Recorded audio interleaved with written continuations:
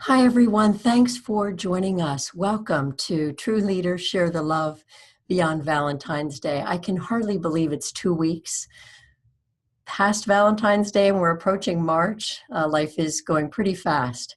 Well, maybe love is too strong a word for the workplace, but let's face it, emotionally connected employees perform better.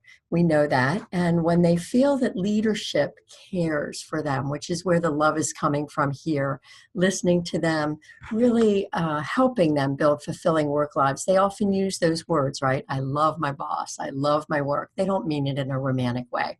I'm going to close down my video now and we'll get started here.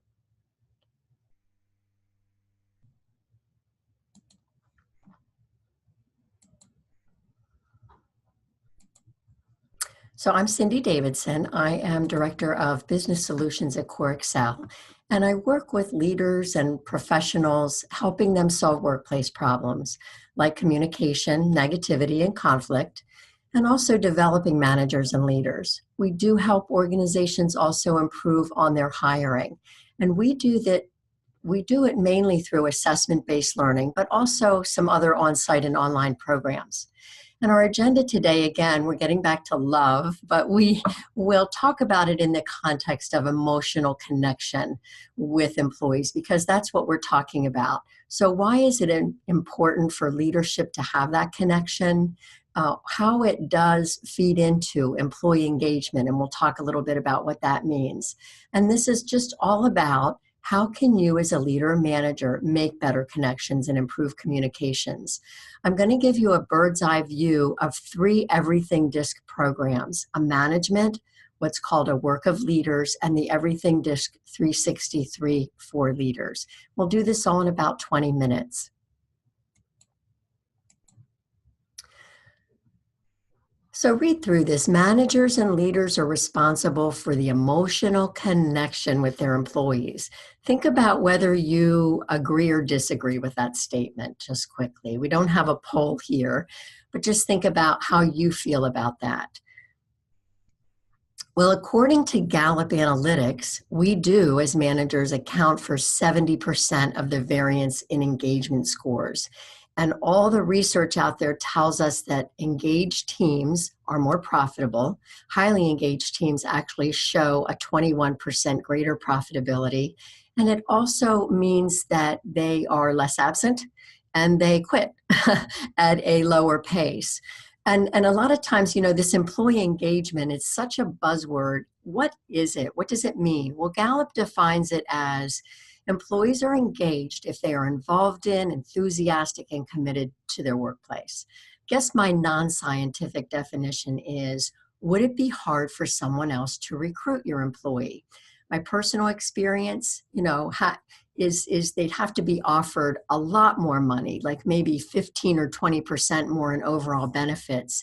And again, the research is telling us about millennials and new generations coming up is, yes, they are concerned about money, but they are also concerned about how am I going to like the work that I'm doing, and how am I going to like the team that I'm working with around me? Am I going to feel fulfilled?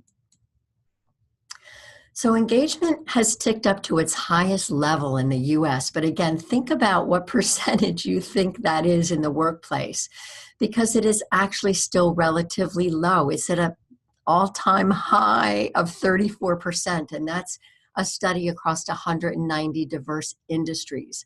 I blame history for some of it, and some of it I've experienced in my history, where in the 90s, still in the 90s, maybe going back to the 80s, we were all about being taught about control and supervision and overseeing and making sure that tasks were being done, very task focused. Unfortunately, HR and learning and development has really moved into a bigger status in our organizations, where the senior leadership is beginning to understand, and I say beginning, and we've made some progress, but we're not quite there, in that it's really important to be people focused, really focused on that human capital, because guess what? The more we can provide necessary tools, the atmosphere and culture surrounding employees, they are more motivated to get the job done. And hopefully without us, right? That we're just providing the strategic direction and the the suggestions as to how things can be done better. So interesting. Employees that aren't engaged say they aren't because they don't get enough communication or praise. And they also say that, guess what? Empathy is important to us, and we think that we would be a lot more engaged, and employees in our organization would not be walking out the door if there was more empathy. And again, I use empathy in that love category. This almost the same amount think it's undervalued in their organizations. So we've gone from, again, knowing that employees want communication, they want to feel engaged and important in their workplace, but many of them don't. So we're going to talk about making that happen. And in the same line, we've got to really think about, so we know in general what they want, but all employees, including ourselves, we don't see communication in the same way, right? We don't appreciate the same types of praise or approaches. We don't participate in problem solving in the same way. So think about it just from the simple example of praise. You know, employees, some of them like to be praised publicly, really like those kind of accolades and want to make sure everyone knows about it. But there are other people who are really embarrassed by that or really prefer to have one-on-one, hey, thanks for a job well done. So it is the same way with empathy, you know. There are different ways of providing it, and employees have different ways of appreciating it. And successful leaders certainly know that and know this is all about how do we adapt our behavior as leaders to meet the needs of different people. And we do that through DISC. And many of you on the line today, I know, are familiar with DISC. Those of you who are not, I'm just going to go through a real quick exercise. DISC is a two-dimensional model. The first dimension is, if you want to kind of identify yourself quickly, is an individual more active, fast-paced, assertive, or are they more moderate-paced? Are they top or bottom half of this DISC circumference? The second dimension is, are you more questioning and skeptical or more accepting and receptive? So top or bottom, left or right, and you can kind of guess about the quadrant that you live in. It's not quite that simple, but it at least gives you an idea. And so here are some of the other words that you might be able to relate to if you know your DISC style, or if you don't, you can, and you've gone through this exercise with us, you can sort of understand what this is about.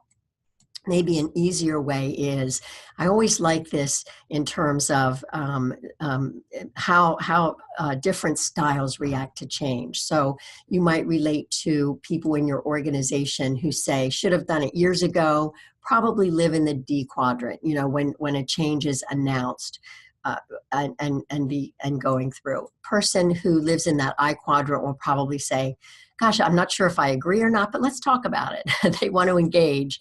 That more steadiness style was kind of just getting used to the last change. They're not really all about just change for change's sake, and that's how they may view it. Where it's the C style who is going to immediately, once change is announced, have that 1, 2, 3, 4 questions come up, and they want to know who approved it, right? How did this all happen? I promised 3 tools. Here they are quickly, and they do go along with recent research and industry trends. They point to 3 key areas of focus. And so what we're going to do is match our tools to the areas of focus. The first is, we know that we can engage more with our employees if we improve that manager-employee relationship. We know the old adage, most employees leave their manager, not their employer. So we are address that through everything DISC management. The second is about inspiring teams, moving not just that one-on-one relationship forward, but how do we move a group of people forward and inspire them? And that's what we do with everything DISC work of leaders.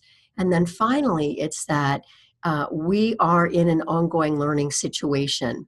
No leader or manager is where they can ultimately be, because I don't think there really is a final end game there. We are always learning and growing.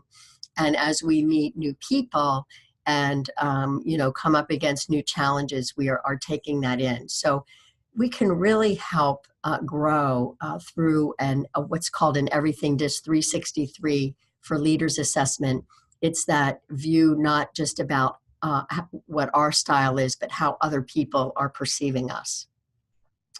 These programs are all assessment-based. Participants take a 20-minute behavior style assessment online, produces anywhere between a 23 and 27-page assessments, personalized.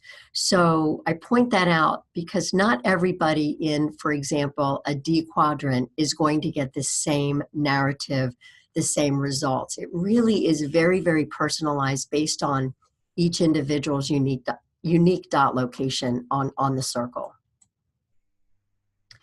Everything DIS management is where we're going to go first. So when you'd want to use this is when you want to improve that one-on-one relationship between managers and their employees. It's also great when a new manager is being hired for an existing team to give that new manager a roadmap for how can they be most effective with their different employees. And also very, very helpful when an individual is promoted to a manager of an existing team. They know the team, but wow, now what do they need to do differently in the context of management? So think about it again, back to our earlier slide, everyone doesn't see things in the same way.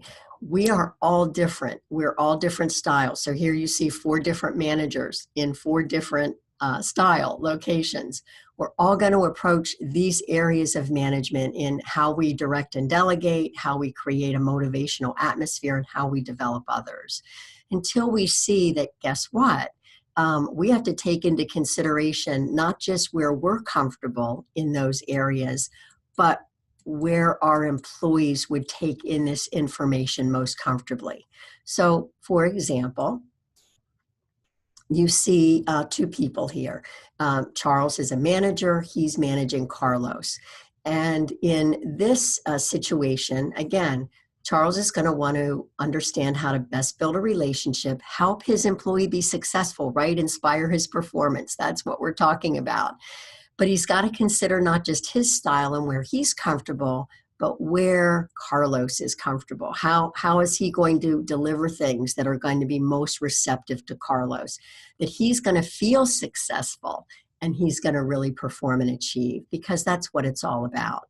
And it may seem like, okay, sometimes we hire people of like styles, right? And we think that's really easy. A lot of times it's not. And I'll give you an example here. This is a sample page from the management profile. I'm going to go to the middle section first because this is what might cause them the most problems, right? 2 people of this style think they know best, so there may really be conflict on decisions and directions. So if you see here, this 1 page out of the profile, this is about how can this manager, given their style, direct and delegate to each other style. And in this example, it's the same style D. How can they best do that? What are going to be the problems? And again, how can they be most effective? And I like this little section here. It says if they're less experienced or if they're more experienced. There are 2 different sets of tips here. So again, just very helpful. And what the assessment does is it goes through directing and delegating, creating a motivational atmosphere, how to best develop employees based on my style and their style. So we'll move on now to leadership, which is all about the one-to-many relationship. This program, called Everything DISC Work of Leaders, was developed by analyzing prominent leadership authors, and they took 3 years to do it. Some of them will be familiar to you: Barry Posner, Jim Collins, John Cotter, Peter Drucker. They used 300 subject matter experts from over 150 organizations, and Wiley came up with then that these are the major steps in leading a team and aligned them with best practices. So it's crafting, how do I craft a vision, build alignment, and champion that execution? If I can do those things well, then I will be able to move my team forward. So again, very quickly, when to use improve team effectiveness if you want to really understand how to inspire a team. And so many times managers are taking a management assessment. They are also have leadership responsibilities. So they will want to know, again, how to move that team forward. Also, if you want to just help a leader or yourself understand your strengths and challenges and what to do about those challenges. And this can also be used in succession planning when you want to help an individual evaluate their potential and help them understand what it will take for them to develop into a successful leadership role. This is what the process looks like. It's really one of the first pages of the assessment that kind of just explains it. You can see here that under each of these processes, and we'll just take one here so that we can see it as a sample. The points under crafting a vision, what they call the drivers, are exploration, being bold, boldness, and testing assumptions. And the behaviors that are assessed in the assessment are, you can see underneath exploration, for example, are, am I comfortable remaining open? How does that work for me? And how about prioritizing the big picture? So I'll show you again a sample page here. This is crafting a vision. And the best practices, so you can see where this person, again, we'll get back to Charles if you remember, he lives in the outside area of that D. And so he most likely, his results might fall. You'll see the dots here on the assessment results. The best practices are to the right. So where you see he might have an easy time is he is very adventurous and he speaks out. Very comfortable, does that very well. Where he may struggle, have a little bit more challenge is in, that crafting a vision area of exploration. He may have a tendency to just want to push forward, right? And, and close things down. And also in testing assumptions, the same kind of thing. He wants to get things done, decide independently, and push forward there. It doesn't mean that a person that is on the left side or even closer to the middle can't get very, very good at being on the right side. In fact, that's what this is all about, telling us how we can, sharing with us how we can do that. It just means it's going to take a lot more energy and time, thought for us to really approach that when we are in that part of leadership, when we are in that practice. So what we have here are two summary pages that wrap up anyone's work of leaders assessment. On the left side, you'll see that very clearly it shows us our three leadership strengths. So you can see here, these are likely Charles, in speaking out, initiating action, and being expressive. Those things very comfortable. How can I best lean into my strengths as a leader? But then on the right, it gives a page of real estate to each of our challenges. So you can see here, this is going to be a top one. In alignment, this individual may have a tendency to be very critical and challenging, where they need to be more open and receptive if they're going to build, again, that relationship with their team, if they're going to have their team feel that they are a part of what is happening, and again, get that alignment and get that passion for what they're doing.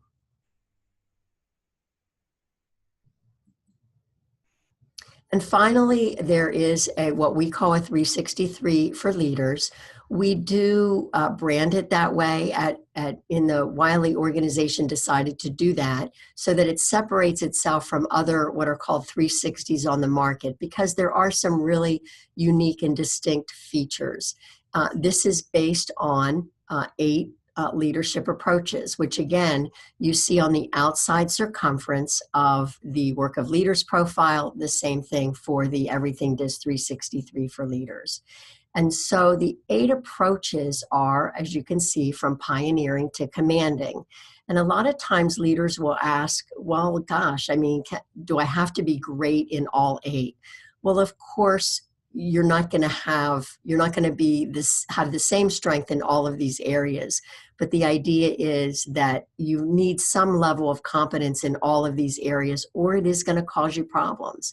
And you may have even the competence, but if your competence is not aligned with other people's perception of that, it still is going to cause you a problem. And it's interesting, leaders are most likely, but not always, to have strengths in areas that reflect their own styles. And I'll talk a little bit about how the results are informed by DISC style. But let's take a look at what I'm showing here is just a clip, a summary graphic that illustrates this leader's perception graph. And this is kind of one of the first pages in the assessment. So you can see my self-assessment is in the little dotted line on the outside, and my raters would be in the blue part. So basically in a quick eye shot, I can see that the biggest gaps are, I think I'm pretty humble. My team is saying, not so much. And on the pioneering side, again, would be seeing that I think I'm really pioneering, and there's a gap there. You'll notice that, again, just quickly, the words around this circumference, they're the same as work of leaders, but different from management. So, for example, where we had action in management at the very top, we now have pioneering. It's just a little bit different in its orientation. So why should we consider even doing this, or why should a leader? Research tells us we tend to accept feedback that's consistent with the way we see ourselves. And that's a problem, because the higher we go, the less genuine feedback we're going to get from others. But on the other side, we need it in order to do our best work. So, and this kind of feedback really helps us be able to make more of an emotional connection with our employees. So a great time to use it. And again, this is kind of, it's something that you really have to think about, because you've got to give a leader enough experience with a team that the team can fairly evaluate them, that they can feel like, yes, I've spent enough time with this leader. On the other hand, you don't want a leader to go too far into a situation where perhaps trust is being broken before you give them some feedback that, hey, maybe they need to change some things in their approach, especially around the best practices. You know, when you want to help a leader understand that others' perceptions may not be the same as theirs. And again, when you want to give a leader 3 strategies that help align their capabilities with best practices.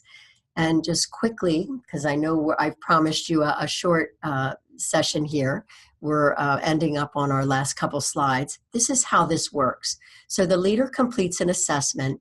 It includes everything DISC items, about 79, but it also then includes 72 additional items about leadership behaviors. How do I engage in these behaviors?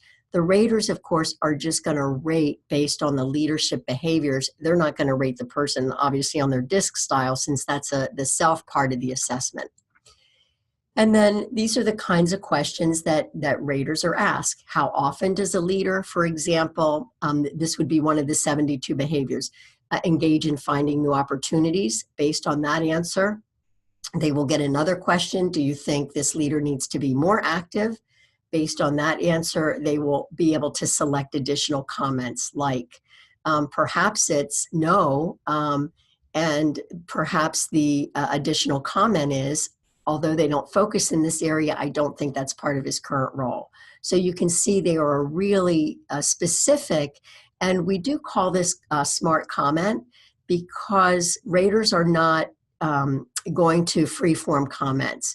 And it's really a big difference in the Everything DISC 363, because we find that it is more, it really is more actionable, and it also really takes away that ability for somebody just to kind of put someone under the bus because of some past problem that they've had. So the assessment begins again with several pages of rich narrative. These are the bottom line pages. Again, it's going to give the leader their 3 greatest strengths and how to best lean into them. And then it does give a page of real estate for 3 development opportunities and gives the detail about what their raters said about them so that they can really understand how they are being perceived and then what to do about it. There are tips at the bottom here. You can see apply, choose tips to improve effectiveness. And then the final page again gives a summary of the number of times people have chosen comments. Again, it was designed this way because one of the reasons other 360s fail is that when raters have the ability to freeform comments, sometimes they give unfocused and unhelpful feedback. So you can see here, this is just a great example. Again, the comments under, finding opportunities. He already does this. He would be more effective if he did it more often. He already does a good job of this. Hey, I think we have plenty of opportunities. He needs to be more focused on doing something else. There's very, very actionable comments. So I'm often asked what comes first, and I have several customers, some of you are on the phone, who address one-on-one relationships first, and then they move on to work of leaders. I have some folks who use work of leaders, and then they also move into 363. Each assessment does stand on its own. The order and the amount really depends on what you're trying to accomplish with your team. So our role is to really help you choose the best solution given your goals and your budget. So I hope this has inspired you to take a closer look. The programs are really rich. The materials that come with the programs that are available, the facilitation materials include videos that are really, really strong examples. You can access all of this information on our website, complete sample reports, and look at the facilitation materials. I am also happy to set a personal meeting to explore how this applies to your teams and your organization. I know that some of you, and I thank you very much, have also given me comments when you registered and you have asked for specific information that perhaps we didn't have great time to cover today. I will be sending you a follow-up email and would be more than happy to spend time with you on the questions that you had. Thanks again. Don't hesitate to get in touch.